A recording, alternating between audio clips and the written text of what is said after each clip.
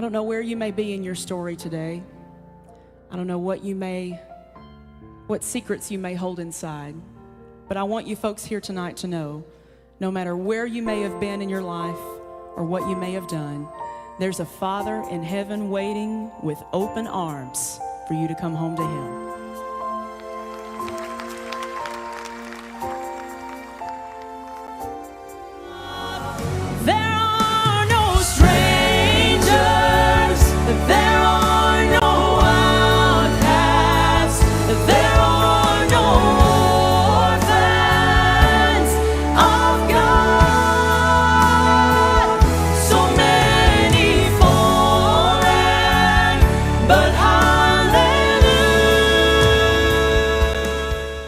Happy Sunday.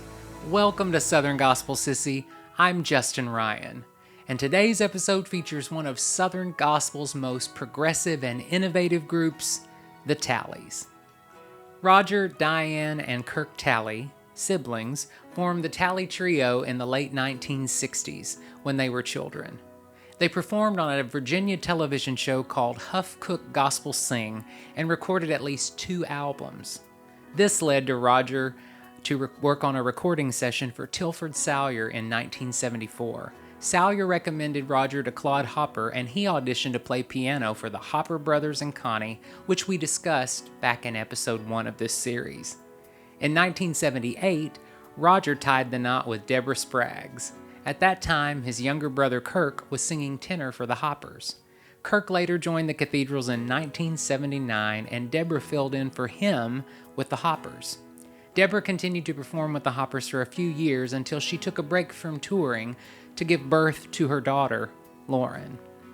In late 1983, Kirk proposed the idea of launching a fresh new trio, which Roger and Deborah agreed to join after leaving the Hoppers. Kirk also resigned from the Cathedrals, and the new trio, known simply as the Talleys, started in January 1984 and released 2 albums that year. They later signed with the famous Canaan Records label. Despite changing musical styles in the 1980s, the Talleys managed to please both traditional and contemporary music fans with their amazing repertoire of songs. In 1993, the second version of the Talleys retired. This allowed Roger and Deborah to focus on raising their daughter Lauren, while Kirk pursued a solo ministry. We'll talk about that more on a future episode. Roger also obtained a real estate license and started receiving frequent requests to produce records for other musicians. Back in 1995, a nearby bank in their hometown in Tennessee requested that Roger organize a Christmas event. To prepare, Roger, Deborah, and Lauren practiced using some old Talleys tracks, with Lauren taking on Kirk's part. The success of this performance resulted in additional requests for concerts. As a result, in 1996, Roger and Deborah made the decision to resume singing full-time with Lauren by their side. The musical group known as the Talley Trio made a comeback in the year 2000 with their hit track, Searchin', which climbed to the top of the singing news charts. In 2020, however, the Talleys retired from their singing career. Roger still pursues his work as a record producer, while Deborah continues to speak at various women's conferences. Meanwhile, Lauren has taken the opportunity to focus on her solo career full-time. As someone who has always been a fan of the Talleys, I feel a special connection to this group. This is probably because I used to be good friends with Kirk Talley, and some of our closest friends just happened to be the nephew and wife of Deborah Talley herself, who are also very talented singers. Today, though, I'd like to share with you one of my favorite songs that the Talley Trio performs called Orphans of God, written by Twyla LaBar and my friend Joel Lindsay. This beautiful song has touched many hearts, not just in the LGBT community, but also in marginalized communities where people often feel left out. This song can be very poignant, especially for LGBT people, because some of us have lost our parents because of who we are or who we love. In Nashville, they have a gospel drag show each month at the local gay bar there. It's a great time for gay Christians who feel like they can't go to church to get together in a safe place to hear gospel songs.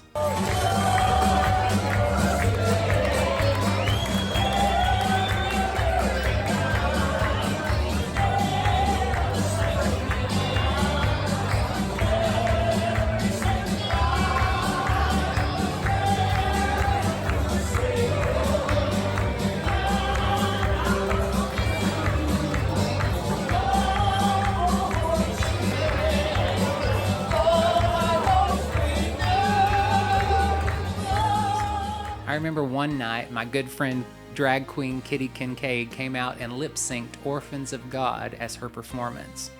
I watched so many people shed tears, hug each other, and just genuinely feel the presence of God fill the room. Because the lyrics remind us that no matter what we may have done or how broken we may feel, we are never strangers or outcasts. We are all loved and accepted just as we are. The Jesus that I know wouldn't necessarily be with the pious churches full of self-righteous people, but instead would find family and fellowship within a curious group of folks who lived on the margins, just like he did. I hope today that this song will reach to wherever you are and remind you that whether you're in the gay bar, the church, or just alone by yourself, Jesus is right there with you, and there truly are no orphans of God.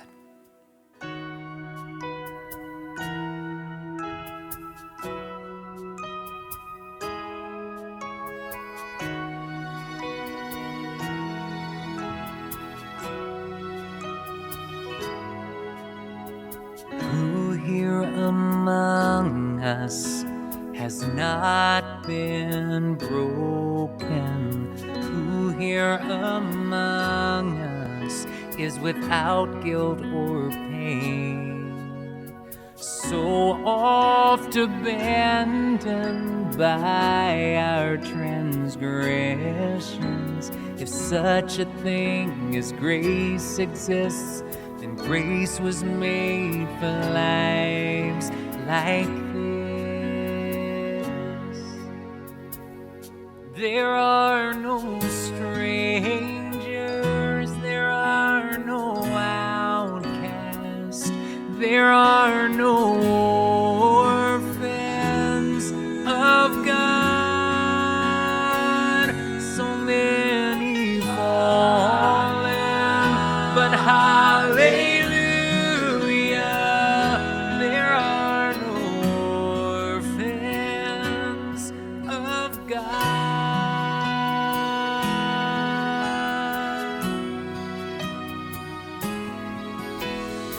Come ye unwanted and find affection. Come all ye weary, come and lay down your head. Come ye unworthy, you are my brother.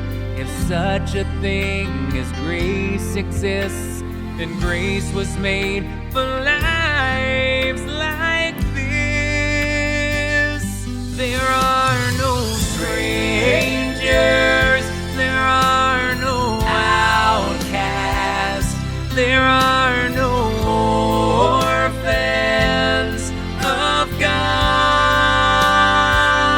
So many fallen, but hallelujah, there are no orphans of God.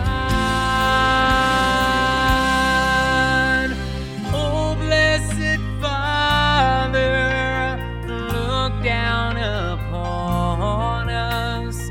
We are your children. We need your love. We bow before your throne of